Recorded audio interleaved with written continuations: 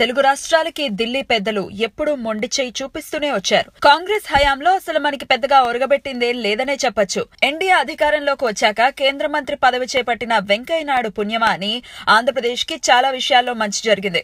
Special package రావటం అవ్వచ్చు, capital city నిర్మాణంలో తోడ్పాటు అవ్వచ్చు, కొత్త ప్రాజెక్టులు రాష్ట్రానికి తెప్పించే ప్రయత్నాలు అవ్వచ్చు, ఏదేమైనా మన పెద్దాయన ఢిల్లీలో ఉన్నాడు అనే భరోసా ఉండేది తెలుగువారికి. ముఖ్యమంత్రి చంద్రబాబు నాయుడికి ప్రధానమంత్రి నరేంద్ర మోదీతో సంబంధాలు మెరుగుపడడంలో వెంకయ్యనాయుడిది కీలక పాత్ర.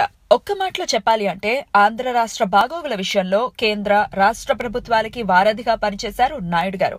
అలాంటి మన పెద్ద తన పదవిని త్యజించి ఉపరాష్ట్రపతి ఎన్నికల బరిలో నిలుచున్నారు. ఎవరు ఊహించని విధంగా ఉపరాష్ట్రపతి అభ్యర్థిగా ఎన్డీఏ వెంకయ్యనాయుడు పేరు ప్రతిపాదించింది.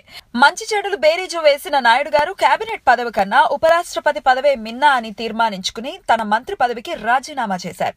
అలాగే ఎన్డీఏ ఉపరాష్ట్రపతి అభ్యర్థిగా నామినేషన్ కూడా దాఖలు చేశారు. ఇది మన తెలుగువాడికి దక్కిన గౌరవంగా భావించాలా లేక మన దురదృష్టంగా భావించాలో అర్థం కాని సందిగ్ధత పరిస్థితి. ఎందుకంటే మన గోడు దేశ రాజధానిలో వినే నాథుడే మరొకరు లేరు.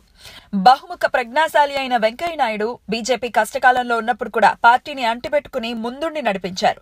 ఎవరూ ధైర్యం చేయని సమయంలో నేనున్నానంటూ పార్టీ అధ్యక్షుడి బాధ్యతలు కూడా నిర్వహించారు. ఉత్తరాదిలో ఎన్ని రాజకీయాలు చేసినా దక్షిణాదిని ప్రముఖంగా ఆంధ్రప్రదేశ్ కి ఎప్పుడూ తన సహాయ సహకారాలు అందించారు. అలాంటి పెద్దాయన సేవలు ఇక మనం కోల్పోతున్నామా అంటే అవుననే చెప్పొచ్చు. అలాగని తెలుగువారి బాగోగుల గురించి మొత్తంగా మర్చిపోతాడని కాదు, కానీ ఇంతకు ముందులా అన్ని విషయాల్లో పట్టించుకునే సమయం వారికి ఉండకపోవచ్చు.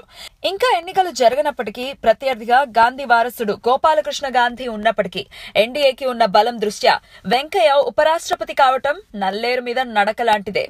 ఆయన పదవి చేపట్టిన తర్వాత ప్రత్యక్ష రాజకీయాల్లో జోక్యం చేసుకునే అవకాశం లేనప్పటికీ తన వాళ్ల కోసం ఢిల్లీ పెద్దల్ని మెప్పించే ప్రయత్నాలు కొనసాగిస్తారని ఆశిద్దాం.